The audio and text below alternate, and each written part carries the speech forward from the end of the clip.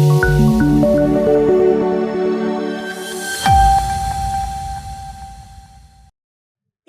પાવાગઢ ખાતે જૈન સમાજના તીર્થંકરોની પૌરાણિક વૃત્તિઓ ખંડિત થવાને લઈને હિંમતનગર ટાવર ચોક ખાતેથી જૈન સમાજના લોકો દ્વારા રેલી સ્વરૂપે કલેક્ટરને અભિવાદન પત્ર આપી રજૂઆત કરવામાં આવી।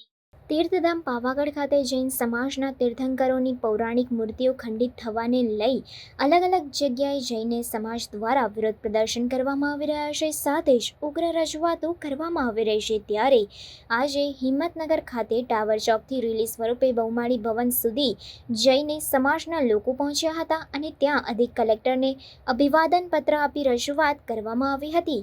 યાત્રાધામ પાવાગઢ ખાતે જૈન સમાજના તીર્થંકરોની પૌરાણિક મૂર્તિઓ સ્થાપિત હતી, જ્યાં અસામાજિક તત્વો દ્વારા જૈન સમાજના તીર્થંકરોની પૌરાણિક મૂર્તિઓને ખંડિત કરવામાં આવી હતી, જેને લઈને ગુજરાત સહિત દેશના અલગ અલગ પ્રદેશોમાં વસતા જૈન સમાજના લોકોની લાગણી દુભાઈ હતી। જો કે અલગ અલગ વિસ્તારોમાં જૈન સમાજ દ્વારા રેલી સ્વરૂપે આવેદનપત્ર આપી ઉગ્ર રજૂઆત પણ કરવામાં આવી હતી। ત્યારે ગુજરાત સરકાર દ્વારા પણ મૂર્તિઓ નવેસરથી સ્થાપિત કરવા માટેનું સમાધાનકારી વલણ અપનાવવામાં આવ્યું હતું। ત્યારે જૈન સમાજ દ્વારા આંદોલનને સમેટી લેવામાં આવ્યું હતું। જો કે આજે હિંમતનગર ખાતે જૈન સમાજના લોકો દ્વારા હિંમતનગરના ટાવર ચોક ખાતે એકઠા થઈ રેલી સ્વરૂપે જિલ્લા બહુમાળી કચેરી ખાતે પહોંચ્યા હતા અને જ્યાં નિવાસી અધિક કલેક્ટરને અભિવાદન પત્ર આપી રજૂઆત કરવામાં આવી હતી। જૈન સમાજની અલગ અલગ માંગણીઓ સાથે આજે તેઓએ અભિવાદન પત્ર રજૂ કર્યું હતું, જેમાં પાવાગઢ ખાતે રાજ્ય સરકાર દ્વારા નવીન જગ્યા ફાળવણી કરવામાં આવે અને ત્યાં જૈન સમાજના તીર્થંકરોની મૂર્તિઓ પ્રસ્થાપિત કરવામાં આવે, એ સાથે જ જિનાલયોનો જૈન સમાજના જ લોકો દ્વારા વહીવટ કરવામાં આવે, સાથે જૈન સમાજના સાધુ સાધ્વીજીઓ પગપાળા રોડ પર વહન કરતા હોય ત્યારે અવારનવાર અકસ્માતો થતા હોય છે, જે અકસ્માતોના નિવારણ માટે પ્રોટેક્શન પૂરું પાડવા માટેની પણ આજે જૈન સમાજ દ્વારા માંગણી કરવામાં આવી હતી। મોટી સંખ્યામાં જૈન સમાજના લોકો ટાવર ચોક ખાતે એકઠા થયા હતા અને રેલી સ્વરૂપે અભિવાદન પત્ર આપ્યું હતું।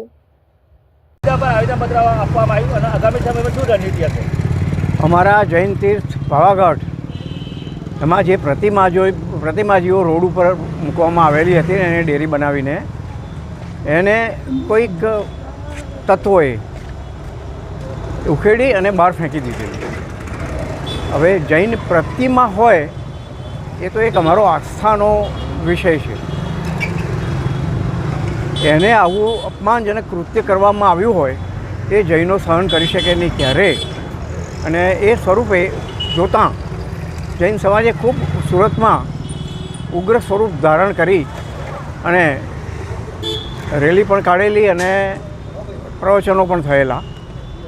હવે હર્ષભાઈ સંઘવીએ આમાં રસ લઈ અને ગઈકાલે રાત્રે એની સોલ્યુશન લાવી અને પ્રતિમાજીઓ તો જે તે સ્થળે પધરાવી દીધી છે, પરંતુ હજુ અમારી માગણી કે ભાઈ અમને આ જમીન જ્યાં પ્રતિમાઓ વર્ષોથી 2 થી 2.5 વર્ષ પહેલાંથી એ જે જગાએ પ્રસ્થાપિત થયેલી છે એ જમીન અમને ફાળવવામાં આવે, અમે નવી ડેરીઓ બનાવી અને એનું સંચાલન અમે કરીએ એવા સરકાર ઓર્ડર કરે અને જે લોકોએ આ કૃત્ય કર્યું છે એની ધરપકડ કરી અને જેલ ભેગા કરવામાં આવે અને એના ઉપર એક્શન લેવામાં આવે। આ અમારી માગણીઓ છે।